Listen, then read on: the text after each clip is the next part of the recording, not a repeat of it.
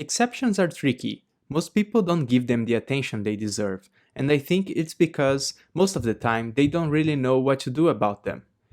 In this episode, I want to talk about some good practices that I've learned about handling errors and things you should avoid to save yourself from some headaches. Let's start with simple things that you should not do. Here we have a variable that might or might not be nil. I usually see people writing this kind of code when they want to avoid getting a no method error when product is nil. Please don't do this. The reason this is bad is because that rescue will swallow any exception you throw at it.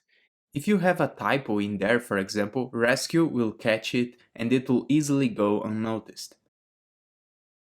The right way to handle this scenario will be to try, and in the second example, calling to_s if you really want an empty string when either product or name is nil. Remember, you need active support for try to be available. Try will just return nil if product is nil, otherwise it will call the method. Be aware that the bang version of try will raise an error if name is not a valid message for product. If you don't want that, you have to go with simple try, no bang.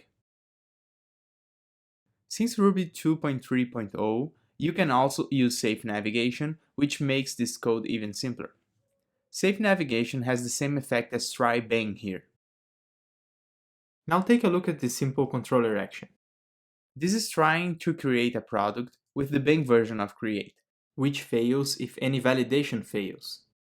Then we rescue from anything, add a generic flash message, and redirect the user to another page. There are several things wrong with this code. First, we should not rescue from anything, nor should we rescue from exception, like this, which all exceptions inherit from.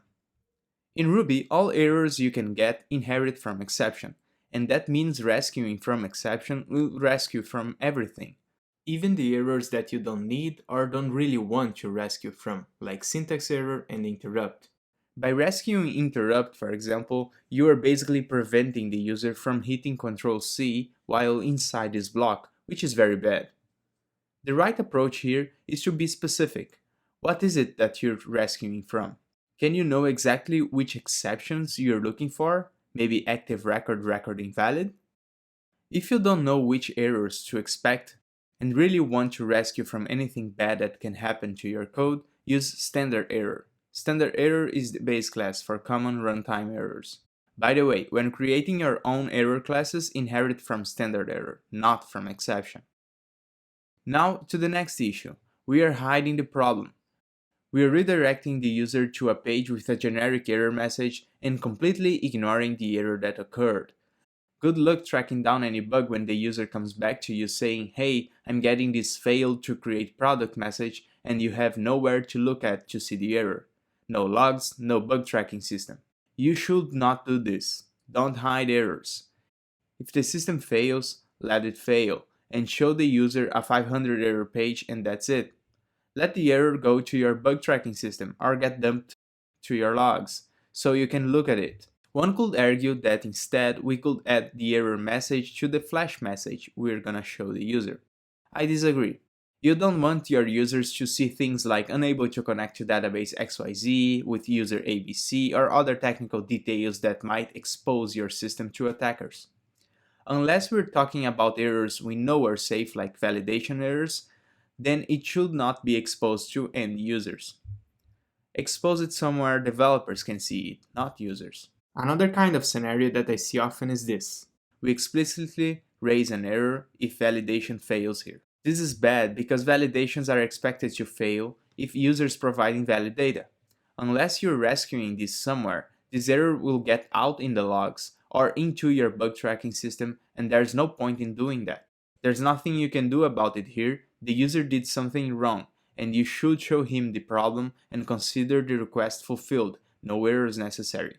I've seen bug tracking systems get filled in with errors that could be dismissed like this one, and it ends up hiding real problems. This brings me to a few rules that I always apply when dealing with errors in backend systems. 1. If it's a technical error, the client should get a generic "we screwed up" message and the error goes to bug tracking system.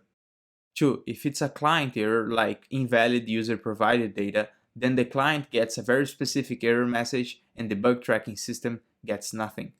And the last thing about errors is, where should you be handling them? The answer is highest level possible. For example, in the controller, rake task, or job that you're executing. Why? Because that makes your low-level code reusable. Very often, error handling means notifying bug tracking systems, or sending out an email, or printing out to the logs. You shouldn't do that in lower levels of your code, because you might want the same functionality to be executed from two different places, and error handling to be different for each of them. And that's it for this episode. Thank you for watching, and I hope you enjoyed this snack.